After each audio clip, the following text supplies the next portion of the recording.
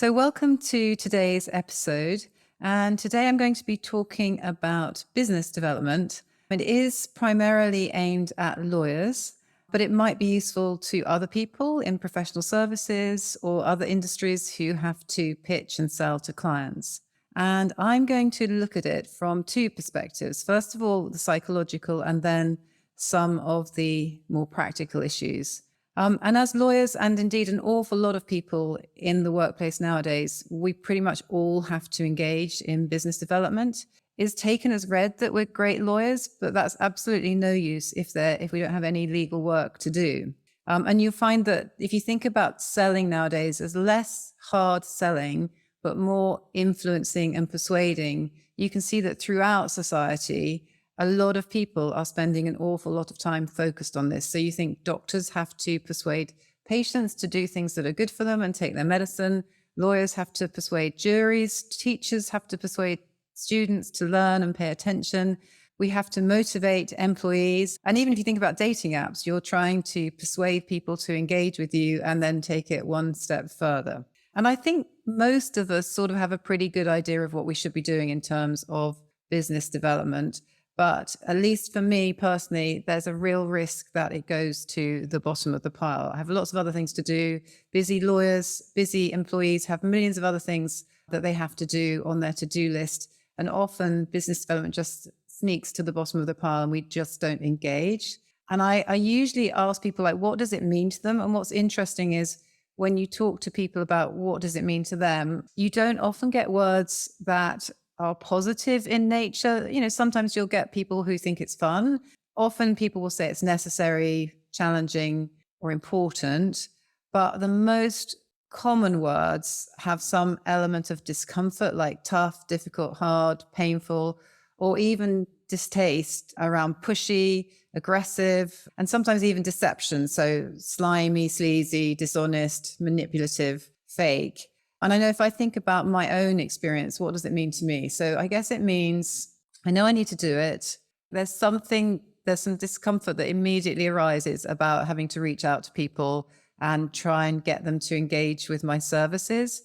I think I don't want to irritate people. I know they're really busy, so I don't want to waste their time.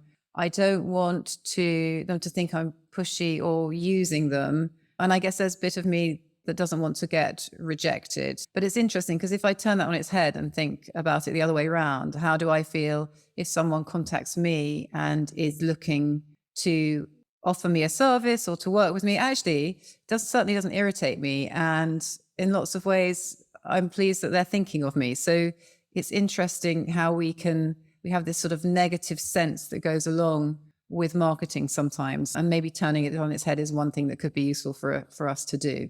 And I know for me, one of the really transformative experiences of my life that really helped me a lot was I worked for an organization or a company called Tyrac when I was at university in the holidays. And Tyrac had little booths all over London and they sold ties and sarongs and things. And I worked at the airports and they were very, very aggressive in terms of sales. So we'd be looking at the sales figures and phoning them into head office every hour, every day, comparing against every week, against every month. And we'd get given a very hard time if we weren't matching our targets from the previous day, week, hour. And it just made me much braver about going up to people, talking to them, engaging them in conversation, and then asking them what they were looking for and could I help them? And what was interesting, it was the engaging them that was really important. So don't just go in with, are you looking for a tie? I mean, it was much easier at the airports because I could say, hello, where are you flying to today? Start talking to them a bit, form a little bit of a relationship, and then ask them about what they were looking for. And that experience helped me inordinately when I started work because I'd got used to getting over that fear of going up to someone and interacting with them and trying to sell them something. So let's look at the psychological element of this. If you've listened to any of my other podcasts or videos, you will have definitely heard this before. Human beings have two really fundamental needs. One's for connection.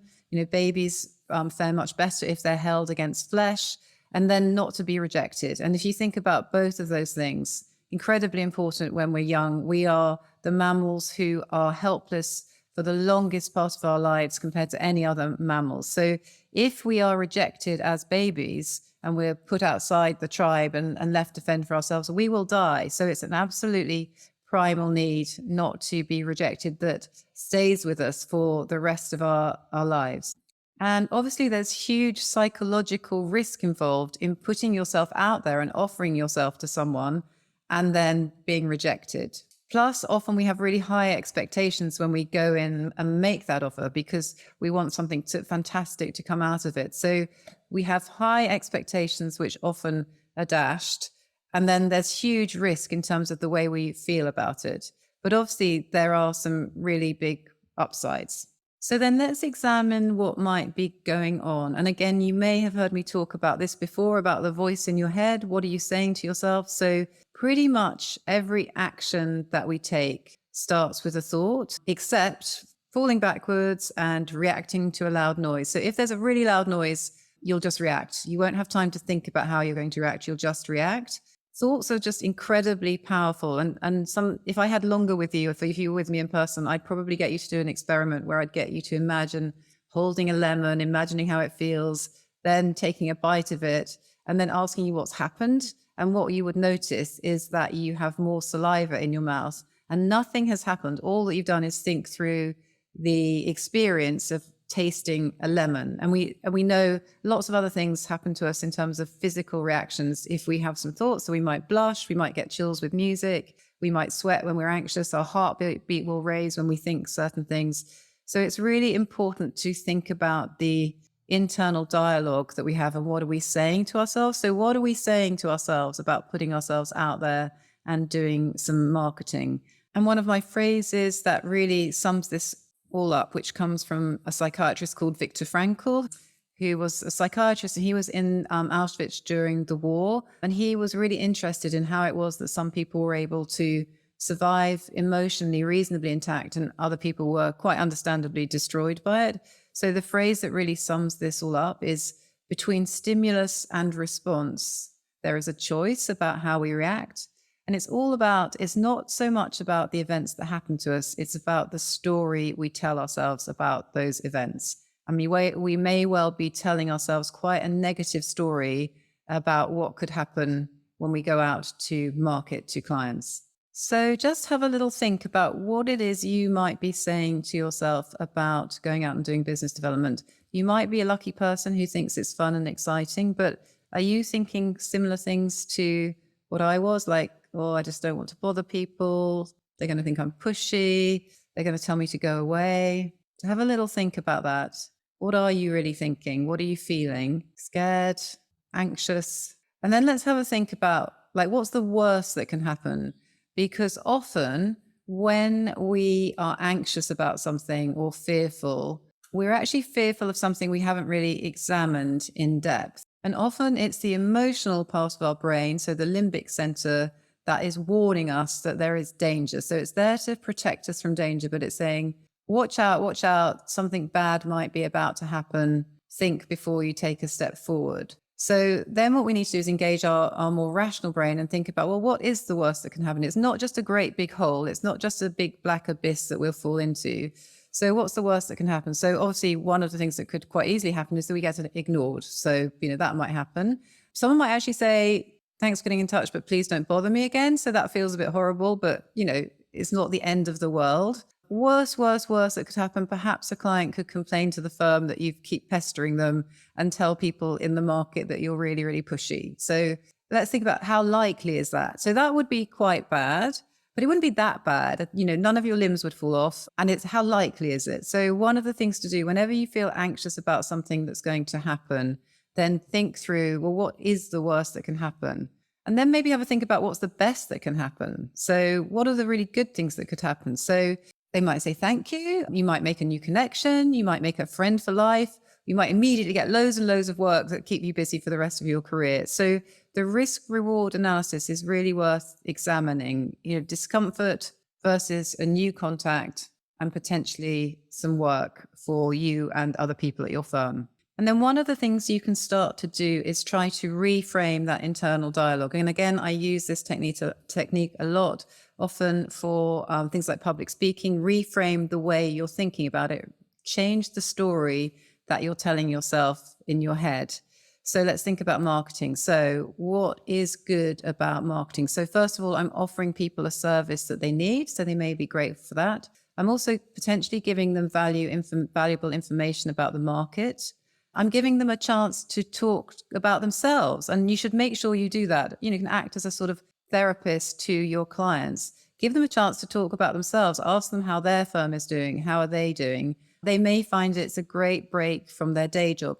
Obviously, you have to be genuinely interested when you do this. Don't do it as part of a list. You need to be genuinely interested in how are they doing.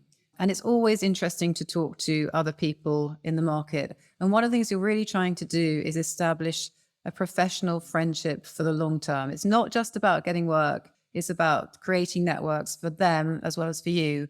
And then if you want some more altruistic shared benefits from doing the marketing, you can think, well, look, I'm helping my team. I'm helping my firm. Even I'm helping my family, because if I go out and win work, I'll probably be more successful. I might get paid more. And also I'm being a great role model for other people. So one of the things I often do is get people to complete something called a triggers chart. And you could have a go at this. So what you do is you write down the thing that you're examining. So going out and doing business development, emailing someone, contacting them. Then I want you to say, what do you feel? So what emotions do you feel? Like anxiety, fear, nervousness? Then what are you saying to yourself in your head? And then what could you say instead? And that's what this reframing is. So you could have a go at writing it out. Writing it out will make it embed more deeply into your psyche. And also you have the benefit of being able to have something written that you can have a look at whenever you want to embark on some business development. And then really you just have to think about it as a numbers game. Some of the best people that I've come across in terms of business development are people who I would describe as having no embarrassment gene. So they're just not worried about what people are going to think of them. And I listened to a fitness influencer who started life as a sort of door-to-door salesman. And he was very interesting because what he said is he worked out that he would get a sale in about 1 in 100 times. So what he knew was that he'd just have to do 99, knocking on doors, seeing if he could sell. And the closer he got to that 99, the closer he got to that one sale. So somehow by thinking of it in that way, the more rejections I get, the closer to success I'm going to be, somehow makes it a bit less daunting. And then, just don't assume that your clients don't want to hear from you, that they're too busy to hear from you. I think that was probably my base assumption a lot of the time when I was working in a law firm. And I remember one of my clients, at one point, I did ring him up because I had something I needed to talk to him about. And he said to me, "Oh, hello, I thought you died." And you could tell he was, slightly offended that I hadn't bothered to talk to him when I didn't have something to say, just to catch up, because you should be in a relationship with that person. And therefore you should want to catch up with them on a regular basis and just chat to them. And one of the phrases that I really like to hold on to when doing this sort of thing and potentially taking a risk is, it is a personal decision that isn't personal. So it feels like it's personal, and then it's a personal decision for the client, but it's not entirely personal about you. There are many, many other factors that will come into play in terms of that client's decision-making. So it's a personal decision that isn't personal. And then I'm just going to talk about some techniques that can be really useful in terms of getting yourself to do and enjoy and be successful at marketing. So the first thing is really, all of these are really based around resilience and getting you to do it and getting you to feel good about it and accept that rejection is just part of the process. One of the things that you'll be familiar with is this idea of making positive declarations. So like looking at yourself in the mirror in the morning saying, "I'm an amazing, talented human being." Now, look, I would love you to do that. I do think there is, although it's a bit ridiculous and you can feel very silly when you're doing it, it does have some sort of effect. It does have some sort of positive effect on you. So you could say, "I'm going to win this client. I'm going to wow them with my pitch. I'm going to be amazing at doing the work for them." You could do something like that. But what recent research has found is when you're trying to make behavioral change or get yourself to do something called interrogative self-talk can be much more effective. And I like to think of this as the sort of Bob the Builder approach. So instead of saying, I can fix it to yourself in the mirror, you're saying, can I fix it? Can I fix it? Can we fix it? And there's lots of research showing that when you ask a question rather than making a declarative statement, that actually you will be more successful at achieving what you want to do. So there's been research on people doing puzzles who one group will say, we will solve them, and the other group will say, will we solve them? And the group that asked the question had 50% more success. So the affirmation feels good, but what the questioning does is make you think about, well, how are you going to do it? Can we do this? Yes, we can. The next place your brain will go to is how. What resources do we have? What strategy are we going to use to get there? So that's one benefit from this interrogative self-talk. And the other is that there's, again, research been done that what's great about it is it's intrinsically motivated. So you're asking the question of yourself and then you're answering it. So you're making the decision that, yes, you can do it. Yes, you want to do it. And this is how you're going to do it. What it isn't is external pressure on you telling you that you have to do it. So it's much more internally motivated than externally. And that can also have a really positive effect on you actually achieving it. And then talking about positivity. So what you really want to do is try and bring positivity into your pitching. So positivity into your whole general demeanor and outlook. And one of the experiments I liked that was done was there was a company, a wedding planner, the cost had gone up from the original estimate. And so they decided to go to a test group, to a test client, and say, put the negotiators into 3 groups. One would talk about the issue in a positive way. One would be completely neutral, and one would be quite defensive and aggressive about the fact that it was going to cost more, and that wasn't their problem. And what happened was the positively inflected pitch was twice as likely to have the deal accepted. So just try and go in with a positive outlook and a positive attitude, which will also help you increase your resilience going through this process. And there's probably the leading researcher in this area, someone called Barbara Fredrickson. And when she talks about positivity, she'll talk about a basket of emotions around like amusement, appreciation, joy, interest, gratitude, and inspiration. So can you bring all of those wonderful words into your business development? And negativity tends to narrow people's horizons and send them into a sort of fight or flight mode, whereas the opposite will happen with positivity, when people will broaden out and become much more receptive and creative. And one of the interesting things is, in terms of the ratios of positivity to negativity in our life, is that in order to flourish, people need a positivity ratio of about 3 to 1. So you want to be thinking 3 times as many positive thoughts as you are to negative. You don't want to go too far, because if you get up to over about 11 to 1, then you start potentially to become a bit delusional, and that can sometimes suffocate self-improvement. A little bit of negativity is useful because it will help you get feedback on your performance and propel you to improve. But just generally, 3 to 1 minimum, 6 to 1 would be fantastic. Try and stay positive when you're going into this process. And then again, just think about, how are you describing this event to yourself? So this is similar to what I was saying earlier. The story in your head can also be described as your explanatory style. And one of I guess probably the father of positive psychology, or one of the fathers, is Martin Seligman. And he coined this concept of learned helplessness. And that's all about how, when people are suffering difficult conditions, they will tell themselves a story about what's going on.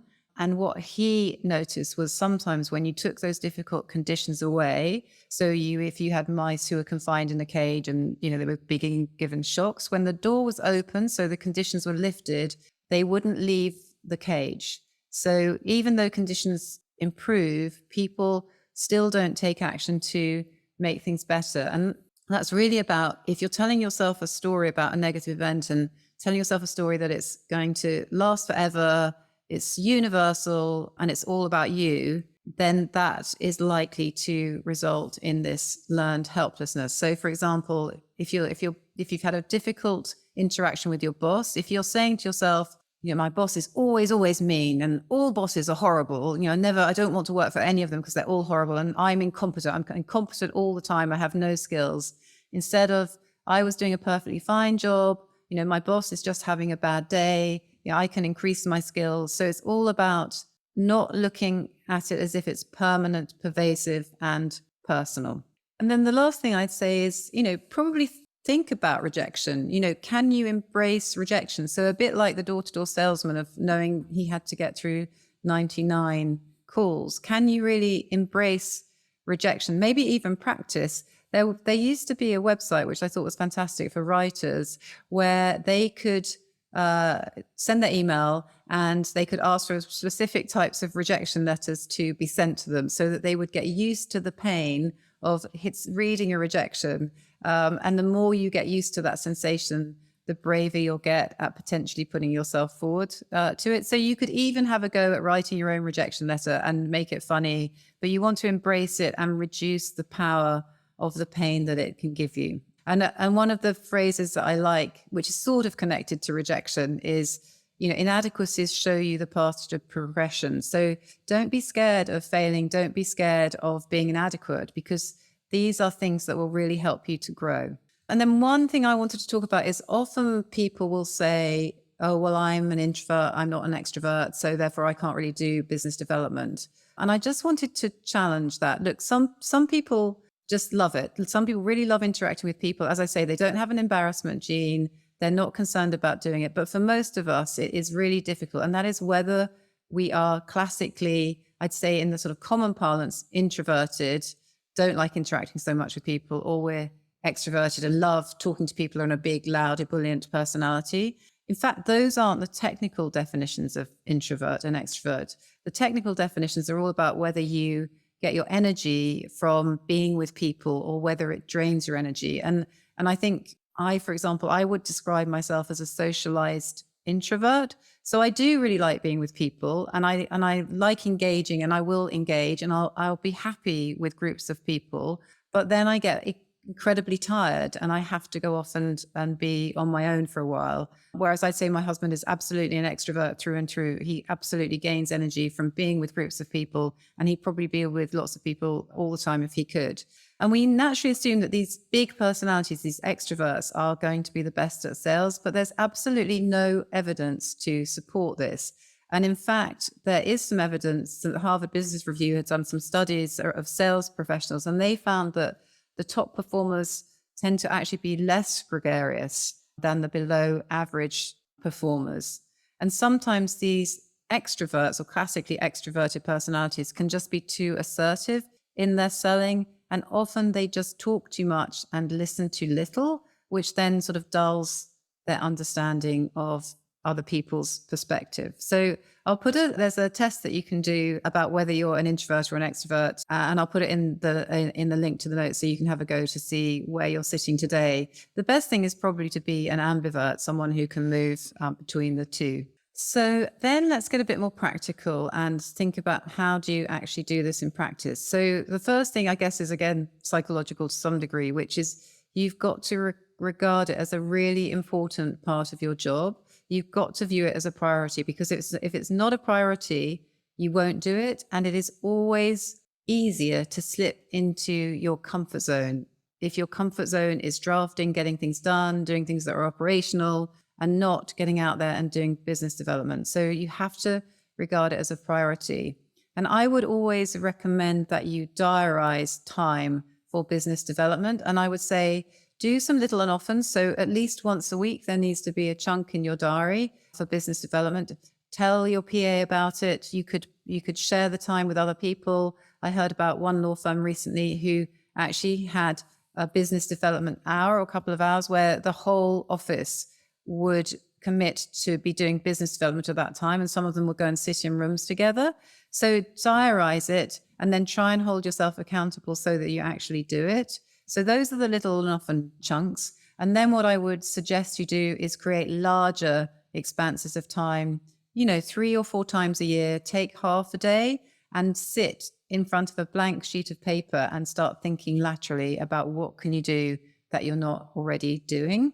And I'll talk more about the information that you should have to hand that will help you. But I wanted to just talk about a recent article in Harvard Business Review, which specifically examined different types of partner in professional services firms like law firms, and looked at which type of partner was the most effective in terms of success overall and in terms of the amount of work that they brought in, the amount of billings that they build. And they split partners into 5 different areas. And I'm not going to talk about the others, but they were, experts, someone who people go to because they're an expert in the market, a more opinionated partner who they called debater, who expects the client to agree with them, someone who's a realist, who sets expectations, not scared to say no, a confidant, so someone who people will go back to, who's known for doing very good work. But the type of partner that is the most successful is something they call an activator. And the characteristics of an activator are really that they proactively engage. So it's all proactive. So the confidant and the SME are much more likely to be reactive. They wait for the work to come to them, whereas the activator will proactively engage and leverage all platforms like LinkedIn and conferences and panels and events. They'll also introduce clients to other parts of the firm and collaborate. They will view business development as an essential part of their job, and they will carve out and protect time for business development. They'll also balance the amount of time they spend with existing clients to adding new clients, whereas what most partners do is to spend most time with existing clients. But because the world's changing, it's not just about doing a good job and then assuming that if you do a good job, those clients will come back.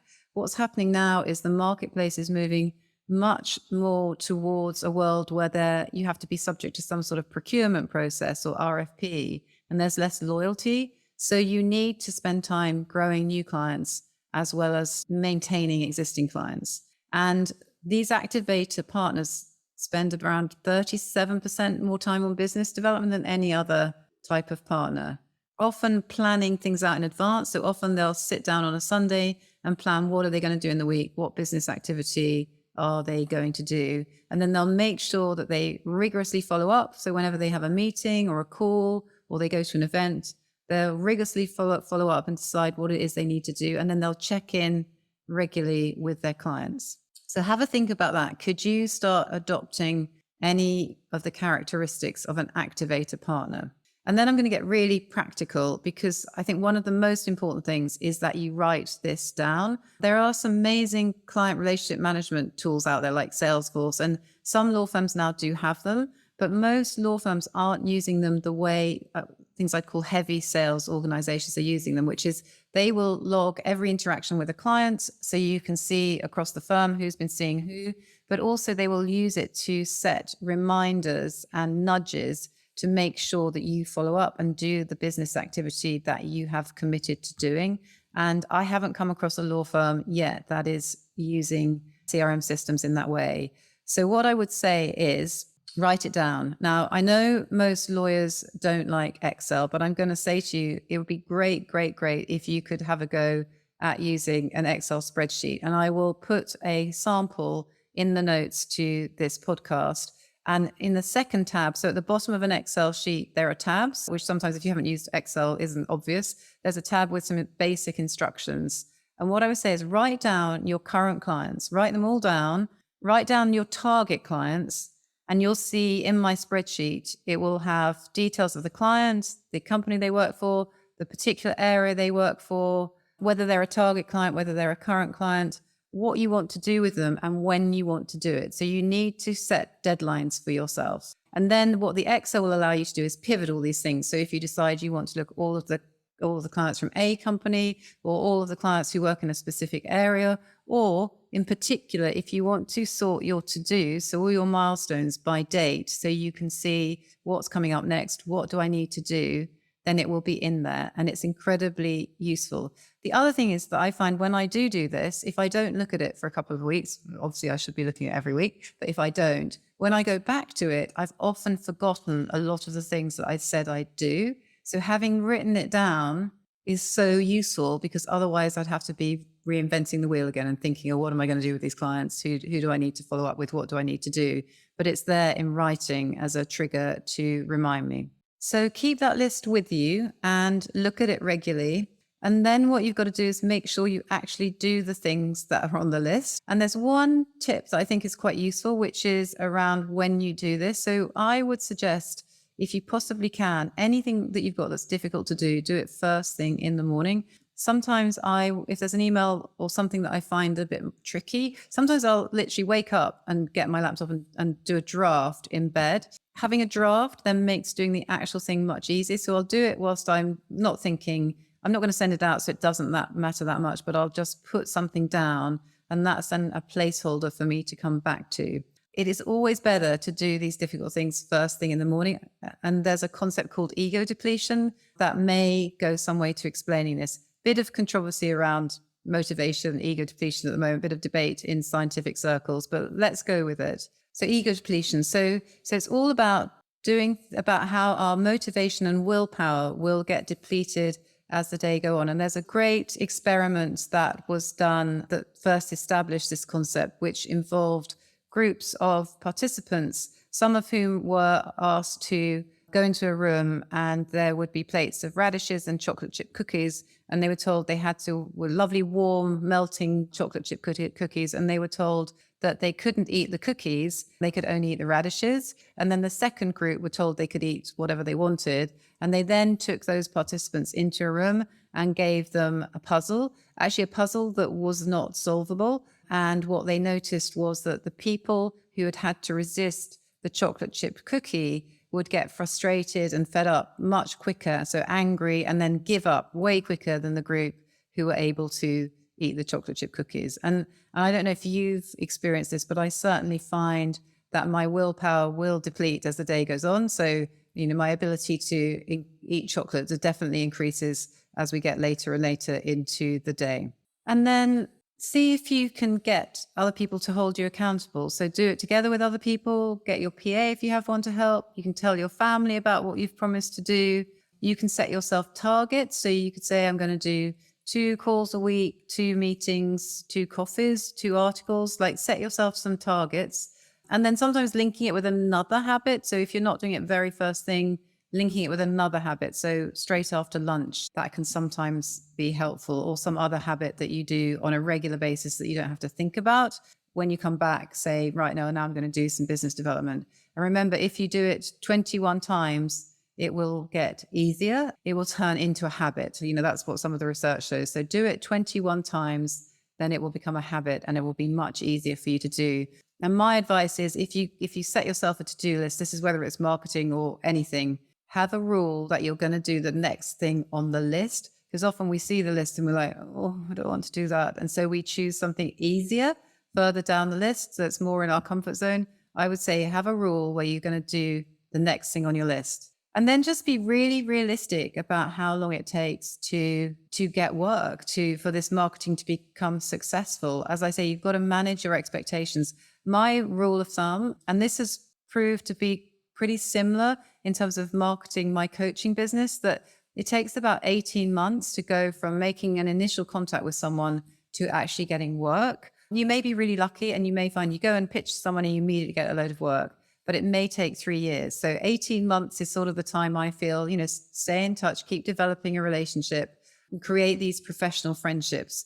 And the other thing is you're never too young to start doing this, because one of the great things is that if you form these personal relationships with people when you're young, as you get older, they get older and they get more influential and more important and they move around. So you make more contacts. So you continually increase your network. So as you become more senior, they'll become more senior as well. And then let's think about what are we offering the client? So, and that's probably the key phrase. What are we offering the client? So we tend to get a bit into our heads when we're going into this sort of area and think about, what do I have to offer? What I'm going to describe all the great things about me and all of my achievements.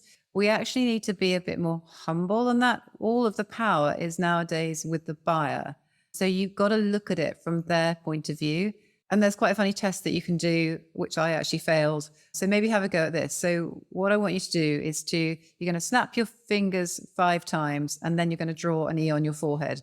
And I won't ask you to do it with a pen, so you have a great big E on your forehead for the rest of the day. But try and remember where the prongs of the E were facing. So if I do it, so I think I'll probably be backwards in terms of the way you look. But basically, when I do it, my stalks of my E's are sticking out from left to right. What that's saying is I'm in a self-oriented mode. So I'm thinking about myself. And that's not what I want to be doing. I want to be thinking about the person who's going to be watching me. And so I want to be drawing the E the other way around because I want to be doing it for the client. So it's just quite an interesting exercise to see, are you naturally self-oriented or are you naturally wanting to be externally oriented? And again, it's maybe a little trick to do to just get your head in the game when you're starting to think about the client. So you need to think about what is it the client wants? What are they thinking? But also think about how are they feeling and how do you want them to feel? What is it you want them to feel? Some organizations, I think Microsoft is one of them, and Google actually put an empty chair somewhere to represent the client. So you can physically see a representation of the client and think about what is going to make them feel good, what's going to make their life better.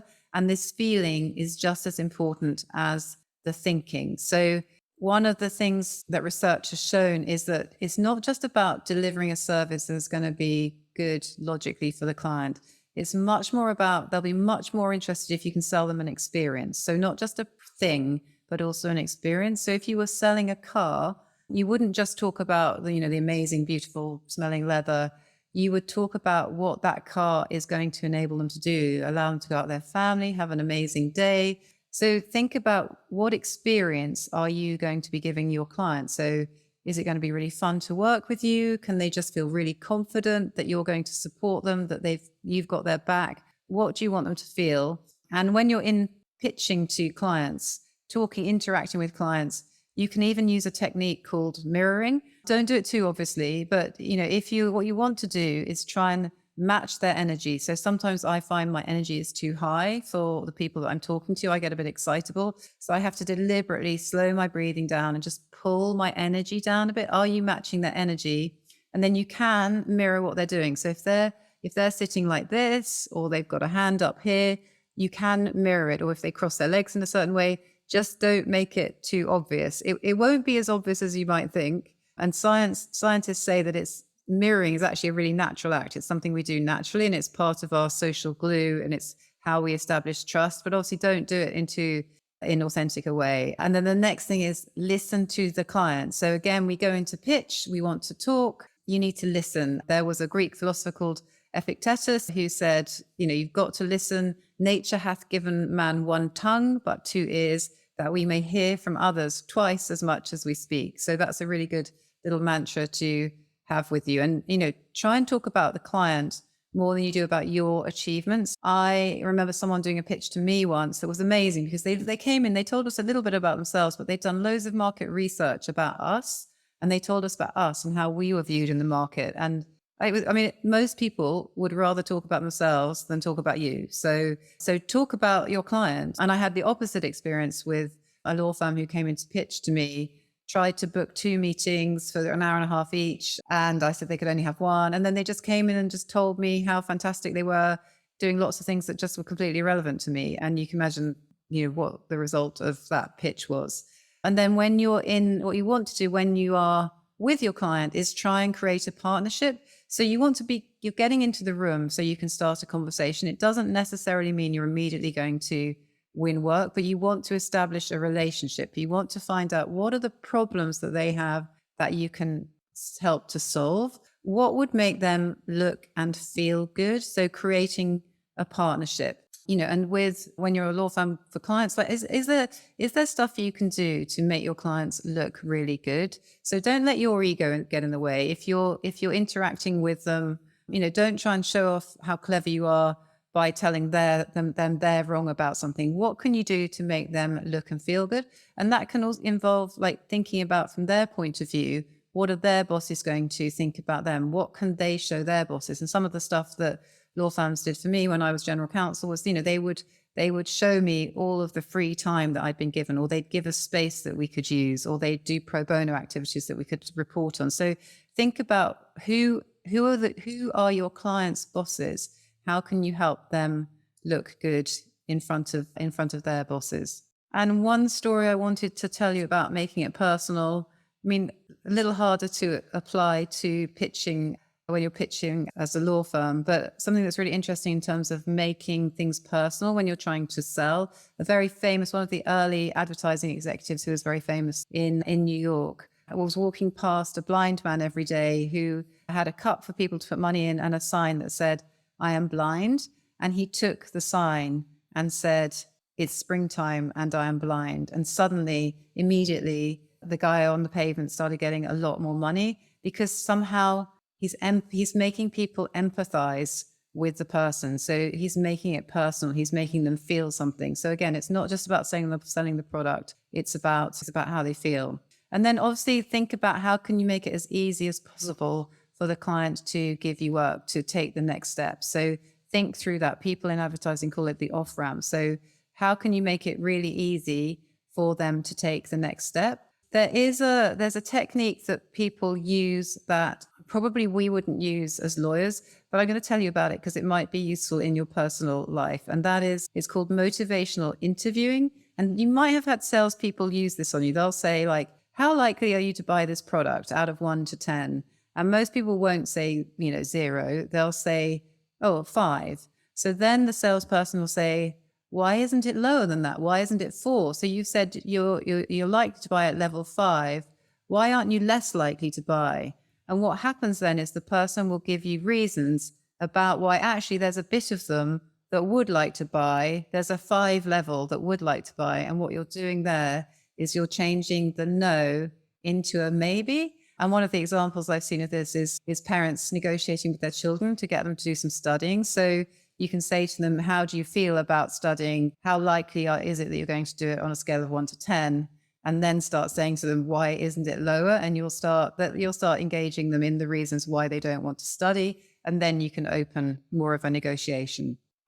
And then the last thing I think I would say is, just make sure you're talking to the right person. If you're really going out to win work, make sure you know who the right people are to talk to. And it won't always be the person who has the checkbook who's able to make the decision. Often those people are really important. So you need to make sure you've got them in your sights, but often all the people around them who will create a reputation for you as just as important. So don't diss the more junior people or the people on the periphery. Try and form a broad relationship with an organization. So with all interactions, as a summary, think about what do you want them to feel at the end of it? What do you want them to do? And have you made it easy for them to do it? So that's all from me today on business development. I hope that's been helpful. If anyone out there has any tips or tricks that they use that have helped them, I would really love to hear them. But the most important thing, I think, is just do it. Just schedule some time, write a list, and make sure you do it. So good luck, go out there, sell, and be incredibly successful.